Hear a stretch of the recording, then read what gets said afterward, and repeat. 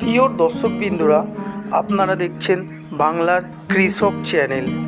আজকে আমি ধানের তিনটে সমস্যা নিয়ে আপনাদের সামনে তুলে ধরব, আর এই তিনটে সমস্যার সমাধানও আমি আপনাদেরকে এই ভিডিওর মাধ্যমে জানাবো। এই তিনটে সমস্যার মধ্যে যেরকম ধানের আগাছার মধ্যে কিন্তু আগার দিকে ধান হচ্ছে না, সেখানটাতে চিটে হচ্ছে।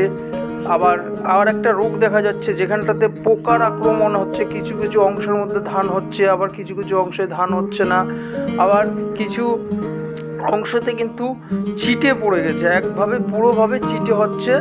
এই তিনটে সমস্যা নিয়ে আপনাদের সামনে আমি জানাবো যে এই তিনটে সমস্যার আপনি কিভাবে সমাধান করবেন।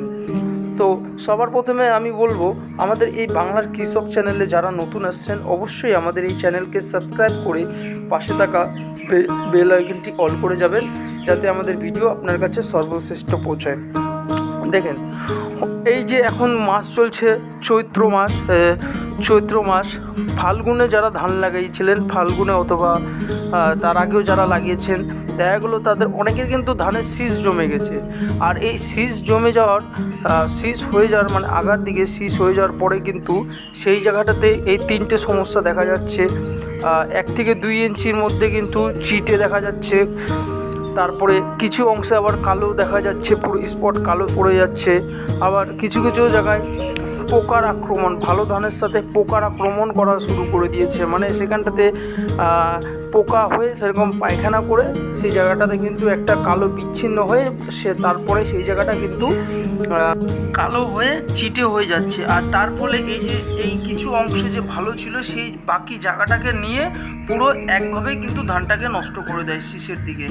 এবার আপনাদেরকে বলবো, 1 থেকে 2 ইঞ্চি যদি আগার দিকে মানে ধানের যে শীষটা যেই জায়গাটাতে আছে সেই জায়গায় পুরোভাবে চিটে যদি পড়ে যায়, সবুজ কালারের যদি চিটে হয়, যদি সবুজ চিটে হয় অথবা সাদা এই চিটেগুলো যদি দেখা যায়, তাহলে ভাববেন যে আপনার কিন্তু ধানের জমিতে কিন্তু যে সেখানটাতে কিন্তু খাদ্যের অথবা সারের অভাব রয়েছে।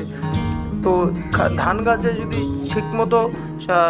ঠিকমতো যদি খাদ্য যদি না পড়ে, তাতে কিন্তু ক্লোরোফিল কিন্তু জমে না। তার জন্য আপনাকে কিন্তু খাদ্য দিতে হবে জমিতে।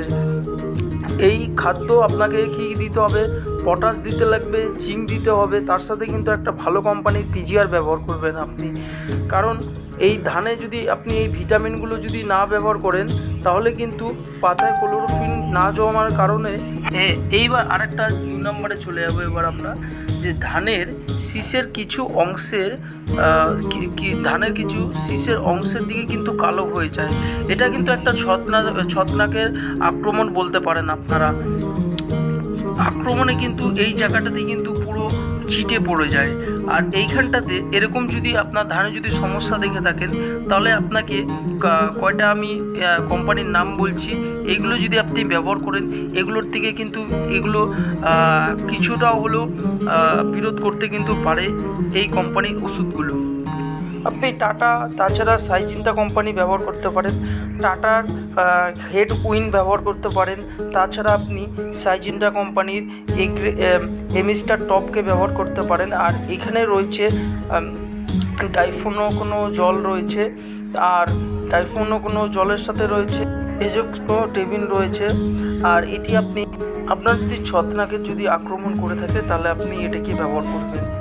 এই এগ্রি সাইজিনটা কোম্পানির এমিস্টার টপ, তাছাড়া আপনি টাটা কোম্পানির হেড উইনকে আপনি ব্যবহার করতে পারেন।